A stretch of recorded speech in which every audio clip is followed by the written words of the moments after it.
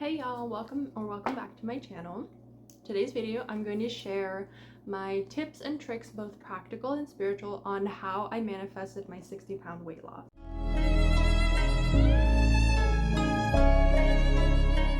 Now, it took me roughly a year to lose 50 pounds, and then within the last couple of months I've lost another 10 pounds. I'm pretty much like not actively focusing on losing weight. I'm really just focused on maintaining the weight loss that I've already achieved, and little by little, as I accomplish my other goals, I will be focusing more on my weight loss. But for now, I'm very happy to say that I was able to manifest 60 pounds of weight loss. And I didn't really lose any muscle mass with that. I feel actually my muscles have gotten stronger, and yeah, so here's how I did it. The first thing is I started with drinking more water. Now, there are so many benefits to drinking water, and I know that this is like really lame advice, and if you've watched weight loss videos, it's probably like kind of annoying to hear, but I pretty much stopped drinking soda. I stopped drinking a ton of juice. I didn't drink like hot coffee for a while, and if I drank iced coffee, I use like monk fruit sweetener, and I drink coffee very rarely. And it actually had like a really profound impact on the way that I related to my consumption of calories. I think for a long time, especially when I was a teenager, I was really struggled with like being too focused on calories and being too like obsessed with like watching what I eat and worried about extra calories and all of that. And I think it really just kind of simplified things, and in the beginning that was really important to me, is just making things simple, making things really practical for me to be able to achieve, and making it so that I couldn't give myself excuses. So drinking more water was like one of the simplest changes that I could make, and it ultimately led to me just choosing a healthier lifestyle overall. So when you are trying to achieve a big goal, like over 50 pounds of weight loss, that's a pretty big goal to achieve. So it's best to break things down into like small, practical, achievable steps. And I think proving to myself that I could prioritize my health just by drinking more water and eliminating some of the other drinks that I had been consuming was like a big deal. And it sounds like it's not a big deal, but it's one of those small wins you can get in the beginning that creates a ripple effect. Now, I have in my notes here the recommended amount of water you should be drinking daily is based on your weight. So you take the pounds that you are, multiply that by half to 1 ounce. So if you're not super active, you can get away with half an ounce per pound, or if you are more active, you should be drinking an ounce per pound. And that's just like a rough estimate of like making sure that you're getting the adequate amount of fluids in your body so you're not dehydrated. And the other thing is drinking water before you eat. So if you drink some water about 30 minutes before you have a meal, you'll notice that it's much easier to determine whether you were actually hungry or whether you were dehydrated. What I found is I was like constantly snacking back then, and a lot of times I think I was just not getting enough water intake, and that really made a big difference for me. Is like I could drink water and then determine like 20-30 minutes, like am I actually hungry, or am I just kind of like grabbing for a snack out of habit, or was I dehydrated? So that really helped me. And then the other thing is it's just water is really good for you. It's good for your joints, it's good for your brain, it's good for your skin. There's really so many benefits to drinking water, and it's pretty simple. It's one of the most practical tips that you can take in your health journey. And that's really what this was all about for me as well. I was interested in losing weight because I wanted the physical appearance changes, but it wasn't about the number on the scale as much as it was about I want to look healthy because I want to feel healthy, and if I look healthy, it's a representation of being healthy. So that's how I started. Very simple, very practical, very achievable. The next thing that I worked my way into was intermittent fasting. Now, intermittent fasting is only advised if you are healthy enough to do it. So if you're kind of concerned, see a doctor before. I'm not a healthcare practitioner. I'm merely sharing my experience with my weight loss and what worked for me. Now, intermittent fasting was kind of a natural first step because, again, like I had already given up like sugary drinks and was drinking mostly water, making that a consistent thing. Once that was a habit, then I moved on to intermittent fasting. Now, in the beginning, I'm gonna tell you, it was so hard to fast. It was so hard to fast for even like 2-3 hours after waking up. Like, I would get like ravenously hungry and I would be like so irritated that I couldn't eat, and like it was not a happy time. So some tips I learned: obviously drink more water. I started taking a multivitamin in the morning, and that kind of helped to like stave off my appetite. And then I just drank black coffee or matcha, or green tea, any type of caffeinated tea or caffeinated drink, because the caffeine will help suppress your appetite. And I just drank it to hold me over. Now, I didn't start out with like a very set schedule. I didn't pick like a 16-8, which is like you can eat for 16 hours and then you fast for 8, or vice versa. I didn't pick like a set fasting window at first. I just would wake up and hold off on eating for as long as I possibly could bear it. And that was oftentimes like I'd end up eating at like noon. So if I woke up at like 7, 8, I wouldn't eat until noon. So that's like not a very long time to fast. But again, it was really difficult for me. It was such like a big change for me to go from this constantly like snacking. Like I wouldn't even really eat big meals. Like I would snack, meal, snack, meal. Like it was crazy. Like I was just eating all the time. Just snacking all the time. Like I always, like I couldn't bear the feeling of being hungry is what it was. And I think like back then I was just an emotional eater. Like I would stress and go find a snack. Like that was the habit loop.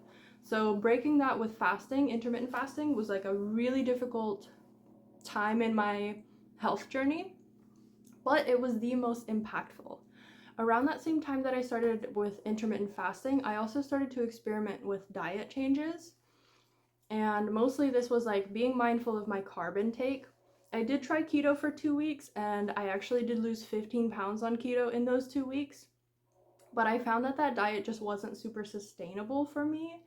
I think it was too low carb. It was causing some adverse symptoms. And I know people are like, oh, just stick it out. But I knew intuitively it wasn't right for me. So even though it did give me a 15-pound weight loss, which was like amazing, that was like a kickstart for me. I think that was the time where I was like, I can really do this. It was like the first bit of proof where I was like, this is working. My intentions are working. My practical steps are working. And it kind of gave me the motivation that I needed to be able to continue with this journey. So if you want to try it, you're welcome to try it. It's not something that I would recommend you be on long term unless a doctor recommends it for some reason. And there are various risks involved with that. Now, the next thing I want to move into is intuitive eating. As I mentioned, like lowering my carbs was great, but the keto diet specifically just didn't vibe right with my body. Like I was having so many adverse reactions to it that I was just like, this isn't worth it. I'm not enjoying myself. And that was one of the biggest things as well when it came to deciding to commit to my weight loss and health journey, is I didn't want to sacrifice my happiness, my joy. I didn't want to have to like every time I went out or every time I hung out with friends, I had to explain, oh, I can't eat this and I can't eat. I didn't want that feeling of restriction. Because oftentimes restriction leads you into relapsing or like breaking your diet or breaking the rules. Like it causes like the opposite to happen. So like you really want to lose weight, but if you're too restrictive, it'll make you gain weight. So I had that experience in the past before, and I knew that I had to create something that was sustainable, and that's the biggest thing. If you take anything away from this video, sustainable. That is the most important thing. Now, intuitive eating, there's several things that go into this. So obviously like the stress eating, the emotional eating, Eating when I was happy, eating when I was sad. Like anytime I experienced a strong emotion, like I went to food. And noticing that and being able to identify like my intuitive direction with that was like one of the biggest shifts for me in terms of like not just believing that I could do it, because like, you know, trying keto, losing 15 pounds, getting to that first milestone, that was like, okay, I'm doing this, I can do it. But like learning intuitive eating, learning my body's signals was like, I can keep doing this. So being able to identify your own hunger cues, your own satiety cues, which is like when you're full, or not full, but like getting full. Being able to understand your emotional triggers or your stress triggers, being able to understand certain trigger foods, like sometimes like it's not even the state you're in, it's the specific food. For me, it's chocolate cake. Totally my weakness. Like I absolutely still eat chocolate cake today. I actually had some literally today. Um, but I eat it sustainably. So I don't eat it all the time and I don't overdo it when I do consume it. So yeah, like intuitive eating is mostly about understanding your body. And this also kind of ties into the point I'm going to cover next, which is the elimination diet. Now, intuitive eating and elimination diet kind of go hand in hand because the whole purpose of intuitive eating is listening to your body, listening to your cues, knowing when you're actually hungry or when you're dehydrated, knowing when you have that feeling of fullness before you get too stuffed and uncomfortable. Knowing certain trigger foods that will make you want to eat more or overeat or eat when you're not hungry. And then also the elimination diet is knowing what foods you eat give you upset stomach or headaches or nausea that just don't go with your body, or like bloating, gas, like fatigue. Excuse me. Sorry, I just came from dinner. Food is on the brain, clearly is why I started with this video. Anyways, being able to identify your own body's cues, that is such a huge thing. And that's something in every time I tried to lose weight before, I really only took like the practical steps, like counting calories, doing more calories out than calories in, upping my exercise, like eliminating like a bunch of junk food, which is like always, those are great tips. They're very practical tips, they work. But they didn't end up being sustainable for me. I knew that too much restriction would lead me to stop wanting to stick with my goals and kind of make me revert back to my old bad habits. So when it came to like sustainability was the name of the game in this goal. And I also didn't want to lose it all at once. Like that's the other reason I didn't stay on keto, is like I didn't want a super dramatic weight loss, because I knew the bigger, like the more dramatic the weight loss, the more likely you're not going to keep it off. And by all means, if you don't want to believe that for yourself, you don't have to, but that's what I knew about myself. Anytime I had like lost a ton of weight, it was like within the next 6 months I would have gained it back, or within the next year I would have gained it back. And there were various different reasons that I had gained weight throughout my life, but story for another day. So, elimination diet, I didn't really take it too strictly. I kind of just was like, okay, pasta upsets my stomach much more than potatoes or rice, so I'm gonna limit my pasta as much as possible. Like I'm still gonna eat it if I really am craving it. If like I go out to a restaurant that's like a pasta restaurant, I'm not gonna deny myself, like, excuse me, I'm not going to make a big deal about not eating pasta. I just know I'm going to make the conscious decision when I'm going to the grocery store, or if I'm going to a restaurant, if they have non-pasta options and I feel like my stomach is not, like my health is not optimal, I'm gonna avoid it. And just make more intuitive decisions for my body. Now, there's a couple of other things with the elimination diet. Like a lot of people do the elimination diet to notice different triggers. It can help you determine whether you are like gluten intolerant or like lactose intolerant. So it's really good for identifying like actual legitimate medical reasons to avoid things. But for me, what I liked about it was I wanted to simplify this as much as possible because simplicity helps you be consistent. It helps you stick with it. It helps you to sustain these habits. So for me, it was like, okay, what are good foods? What are sometimes foods? And what are like, I should never eat this foods? So once I categorized those things through elimination diet and like just taking note of my body's cues, it was so much easier for me to make confident food decisions. And like confidence really goes the extra mile when it comes to your health and fitness journey. Because when you know yourself, you can be confident in your decisions. And when you're confident in the decisions you're making for your health or towards your goals, it's so much easier to justify it. It's so much easier to like rationalize why you're doing this. And if you face any type of pushback in your environment, like your friends be like, come on, like, let's go here. Let's go eat junk food, or like, you know, like, um, when you see other people around you making maybe different food choices, I'm not gonna say better or worse, but different food choices, it's easier to stick with your own food choices because you understand why you're doing it and you understand that it works for you. Now, we've covered all of the practical advice on how I lost 60 pounds. I'm going to move into the spiritual advice. So, affirmations. Anytime that I was like exercising, I kept this image in my head of like how I wanted to look and how I wanted to feel. And I would state affirmations like, wow, I'm so healthy. Like, I'm choosing to be a healthy person. Like, I'm such a healthy person now. Like, it's so easy for me to lose weight. I can lose weight without losing muscle. Like, these types of affirmations. Now, throughout that whole period of time, for the first 6 months, I only walked. I didn't do any gym exercises. Like, I didn't even go to the gym at all. Um, I just walked. There was a period of time I did a walking challenge, a 30-day walking challenge. I walked for an hour every single morning, first thing in the morning. That was amazing.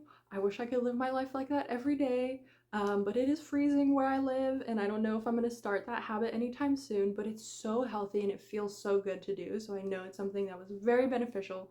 10 out of 10 I recommend. Um, and then probably within the next 3 to 4 months, I did go to the gym regularly. When I first moved here, I was going to the gym like 3 times a week, and now I don't go to the gym at all. Life has took a little bit of a different turn, but I still have maintained a lot of the health benefits from walking and then going to the gym. And really, like, during the time I was going to the gym, I wasn't losing any weight. I think mainly because I was gaining muscle while losing fat during that time. And also, I wasn't focused on weight loss or like anything. Like, I was really just focused on like what is going to help my body feel supported and strong. So, since the time that I actually stopped going to the gym and now, I've lost another, I believe, 15 pounds. So before that, it was about like 50 pounds in 1 year, and then I've lost another 10 pounds since that time frame. And so 15 of those pounds were lost after I actually stopped going to the gym. Now I know that it's probably some of that was muscle just because I went from going 3 times a week and lifting, lifting quite heavy, to basically like I just do minimal resistance exercises now. Like I walk, I do yoga, and stretches, and I do like a little bit of calisthenics, but nothing too heavy. And I'm comfortable with that. Like that's working for me at this time in my life. As I said, I have other goals, but the main thing is I maintained that weight loss. I maintained my healthy relationship with food. I maintained my water intake, and I maintained like my self-concept, my relationship with my body. All of those things that I served to benefit from that experience are still with me today, and so that's what's important to me. Now, outside of like the affirmations and all of that, like you can do self-concept work while you're working out, while you're making healthy food choices. Anything that you can tell yourself to change your mindset, to feel good, to feel positive, to feel excited, to feel motivated, to feel like I got this, like I'm losing weight, like I can do this. All of those are going to benefit you. And now, like, even now, like when I do my workouts, I'm like, ooh, I can really feel this in my like arms. I can really feel this in my abs. I can really feel this in my bum, in my legs, whatever body part I'm working out. And then like if I'm going for a walk, or if I'm like walking up a hill, or if I'm going for a hike or a bike ride, like I literally like do affirmations in my head. I'm like, oh yeah, my bum's getting so big. Like my, my abs are so tight now. Like my core is so strong now. I can feel myself getting stronger. I can feel myself getting sexier. I can feel myself getting like healthier and more beautiful, and like I'm aging backwards. Like I tell myself all of those things. Like those are affirmations you can repeat to yourself while you're exercising, while you are meditating, while you are looking at yourself in the mirror, getting ready for work or school or wherever, while you're eating, while you're grocery shopping. Like you can affirm anytime. I highly recommend affirming. It's one of the things that has helped me change my mindset personally, and I've noticed that my affirmations have changed over time. So back in the early days of my weight loss journey, my affirmations were really all about self-love. Like I really love myself, and this decision is in alignment with that. Like I am making decisions in alignment with my health. I am making decisions for my best self. I'm making decisions that are helping me to become the best version of myself. Um, the decisions I'm making for my health are an act of self-love. Like I would remind myself of these things because it was difficult. It was tricky to kind of beat those down days where like you feel like you're working hard, you feel like you're doing all the right things, you're trying to manage your stress and watch what you eat and drink enough water and take your vitamins and exercise and all of that. And sometimes you do all of the practical steps, but you don't see any of the practical results, and that can really bog you down. So that's where affirmations come in. That's where the spiritual side comes in, to be able to connect with yourself on a deeper level and like kind of work through those emotions and wrestle with some of the struggles that you might face on this journey. But I'm telling you right now, if I can do it, you can do it. I'm someone who struggled with my weight and my relationship with food my whole life. So when I share this story with you, like I'm no expert, and it hasn't been easy for me either. This was a journey. It was very much a journey. It was a physical transformation as well as a spiritual transformation. And who I am today is vastly different from who I was when I started this journey. So it's easy for me to say on the other side of accomplishing this big goal of mine, to lose over 50 pounds, it was a struggle. So if you're watching this at the beginning of your health journey, I get it. I fully understand that it can be frustrating, it can be stressful, it can be emotional, it can feel discouraging at times, or you can feel really defeated and hopeless. But I'm telling you, if you persist, if you remain consistent with your choices and sustain habits that feel right for you, like you know yourself better than anybody else. I promise you that. And if you can get your mind right, it starts up here. It really does. Like it starts with your emotional relationship with yourself and your mental diet, and that ripples into your physical health. My physical health changes are a manifestation of how I saw myself. I saw myself previously as an unhealthy person, as a lazy person, as a sick person, as a stressed person, as an unhappy person. I saw myself as a fat person. Like if we're being real, I literally identified as a fat person because I looked in the mirror, and every time I looked in the mirror I was disgusted with how I like saw myself. And that's what motivated me. Like I'm not saying that it's the best way to be motivated, but that's what helped me to change, because I was like, I hate feeling this way. I don't want this anymore. This is not my life. This is not who I am. And one day I was like, I'm not a fat person. I'm a healthy person. I value health. I love myself. I love my body. I love taking care of myself. And I'm a healthy person, and healthy people take care of themselves. And once I got that mindset right, like it allowed me to take all of these practical steps. It allowed me to prioritize my health. It allowed me to say no to the wrong things and say yes to the right things. And at the end of the day, that's what this is all about. So if you enjoyed this video, I can definitely do an affirmations video if you'd like, to help support you on your health and fitness journey. And if you have any questions, go ahead and drop them in the comments. And if this video helped you out at all, go ahead and drop a like or subscribe to the channel for more. And I wish you the best of luck on your health and fitness journey, on your weight loss journey, on your athletic journey, wherever you're at, you got this. Bye.